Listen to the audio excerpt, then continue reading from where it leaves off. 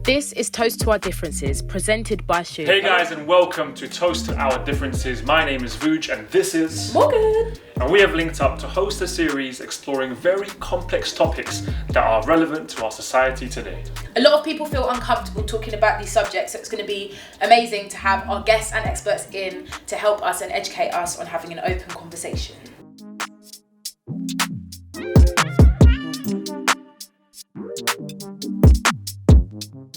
Hello everybody and welcome to Toast to Our Differences. I am Vuj and I'm with the lovely Morgan. Today is an episode on disability and equality.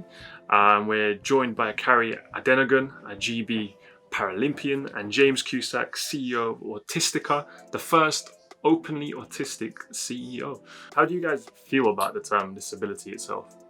It's one of those things, a lot of people have been talking about it recently, and a lot of people question whether it's the right term. But for me personally, I think it's okay. I mean, people just need to be able to talk about disability itself. So if that's a way that people want to address disability, that's fine, because we can't ignore the situation. Yeah, I agree with Kare. I think it's really important to have that open and honest conversation and really be positive about it. And by recognizing disability, we're in a really positive position to ensure that everyone is in a position to succeed in society. But we have to name it and acknowledge it and ensure that everyone feels empowered. I think growing up in schools, I remember in class, there was someone with autism in our class, and he was separated. He was put to the side. And it when you're a child and you're learning every day, it's like instilled within your mind that that person is different. And I feel like that's a really unfair way to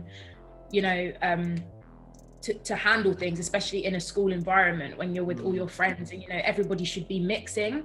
And I feel like it is important to have the conversation, and I think it should be pushed more in schools, actually speaking about it and being open about it. What's your view on that? And how was your school experiences as well? I went to a school where there was a base particularly specifically for autistic people. It was one of the first ones in the UK, and there was a range of different people that I grew up with a range of different needs, and there was lots of education done with the teachers, but no one ever explained to the pupils what this base was for and why it existed.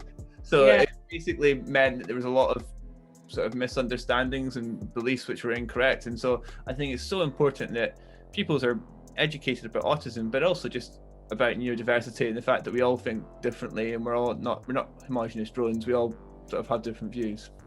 I guess for us that don't know what autism is, or people watching that might not know what autism is, could you just define it in terms that I guess could make sense to us to learn about what autism is as a disability? Autism is a neurodevelopmental disability. It affects 1 in 100 people, and it affects how you perceive the world around you and understand the world around you. So in particular, you might have different ways in terms of different abilities in terms of social communication. You might find aspects of that quite difficult and need quite specific supports.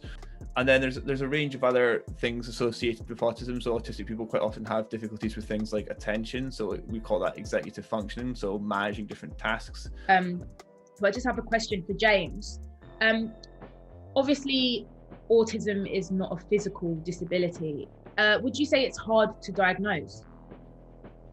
I think it's definitely been getting an autism diagnosis is a big challenge for parents and adults as well, actually. So a lot of people don't get diagnosed with autism until they are an adult, and there's some research out which shows that some parents wait almost 4 years to get a diagnosis, and that's really it's something which we're actually working with the government on to try and change, because there is no reason why that should be the case. And I'm particularly concerned about if you come from a certain type of background, then I think you have certain privileges, then I think you're more likely to get that diagnosis than if you don't. So coming from like a sort of middle class, sort of well-to-do family puts you in a position where you're, in a slightly better position, which is what the position I was in. My parents were able to advocate for themselves, whereas I don't actually think that's necessarily true for everyone. And so I think there's a bit of a postcode lottery as well. Kare, how about you? Your disability is a physical disability.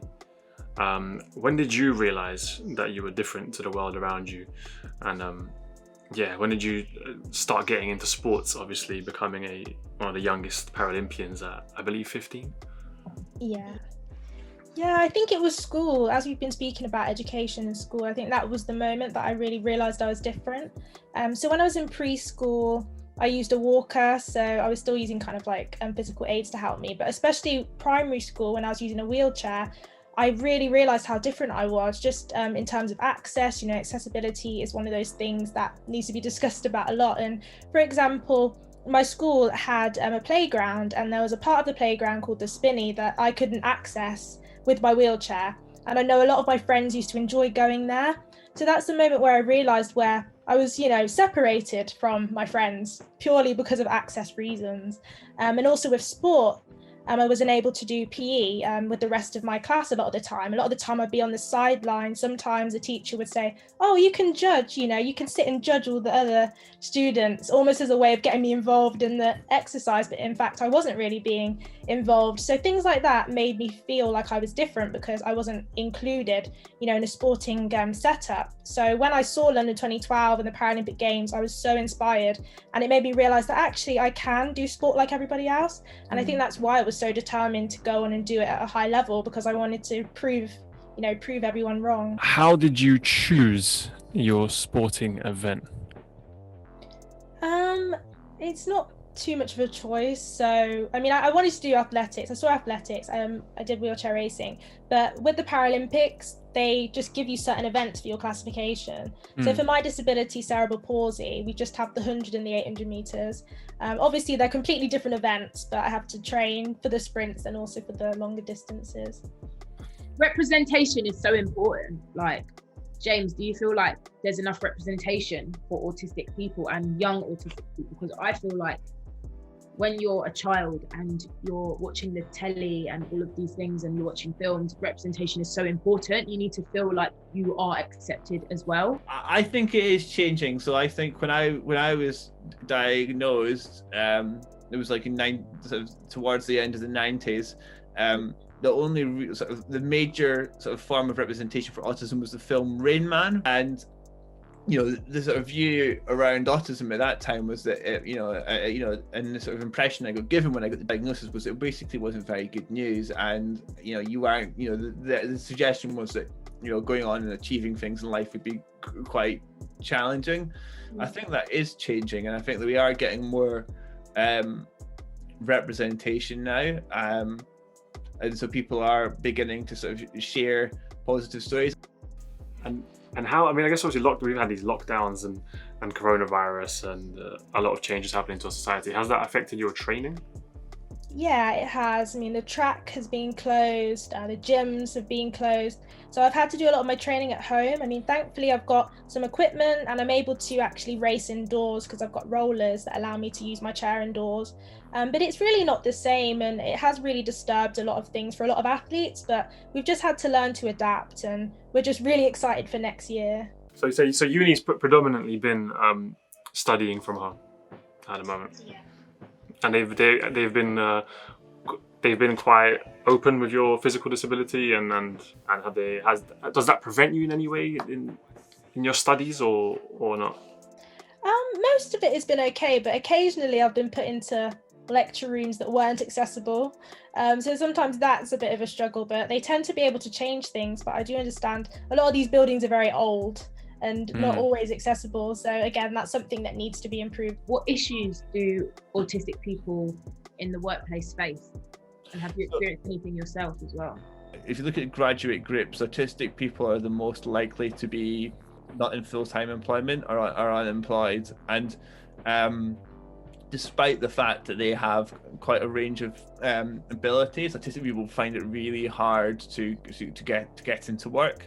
And when they do get into work, they're quite often underemployed and underpaid. And so we're trying to find ways to really address that. So we work with other charities to try and evaluate how different programs work and to try and build an evidence base around that. And we're also trying to find find and address the barriers that exist. And so, for example, we know that job interviews can be really difficult for a lot of autistic people. So, you know, we've started making recommendations to companies that they can do things, really simple things, like send out the interview questions ahead of time. Like, this is not an exam. Like, Yeah. Let's like help people to prepare. You want to see the best version of people. They can make things like reasonable adjustments in the workplace, you know, so that includes like a neurodiverse team. So if you want people that have different ways of thinking in your organization, which we know is where companies succeed, then you should be looking to accommodate and hire autistic people and other people as well. You know, so you can do it because it's the right thing to do, or you can do it because it's the best thing for your company. Yeah. Whatever way you look at it, it's Either way you should do it. yeah, I know you should be doing it. Yeah, so you know, that's my view. What's your biggest goal for your career overall? Like, what is it that you want to achieve? Like, it might not have to do with being in the Paralympics. It could be anything. Like, I think one thing that I'm really passionate about at the moment is diversity in our sport. Sadly, in some ways, like parasport isn't that diverse. You know, even in athletics, there's not many people from Black or Asian backgrounds. So I really want to try and inspire more, you know, athletes and more disabled people from those types of communities to come into the sport as well. And it's something which we need to improve on as well as a charity, which is as well ensuring that when we're involving people, we're being representative in that way. And I think there's a bit of a I think an anxiety I have is that, you know, a lot of the autistic characters are like white male boys as well, and I think that it's just about ensuring that sort of representation is being covered. You know, we are going to wrap up. Thank you guys for joining us. But good luck, Kare, at Tokyo. So hopefully 2021 the gold comes back to Britain. yeah. And James, thank you very much for joining us as well. And yeah, man, you guys have a great day, lockdown / you know, whatever we're going through right now. Thank you so much, guys. Thank you for having us. Bye. Cheers. Have a good one. Bye-bye. Bye. But I think, as I said before, you know, just having conversation like this is a good starting point, just for people to be more aware and for people to openly talk about disability. And yeah, I think I'm really excited for the Paralympics and other sporting events coming up as well, and just for people to have an opportunity to see people with disabilities in a different way.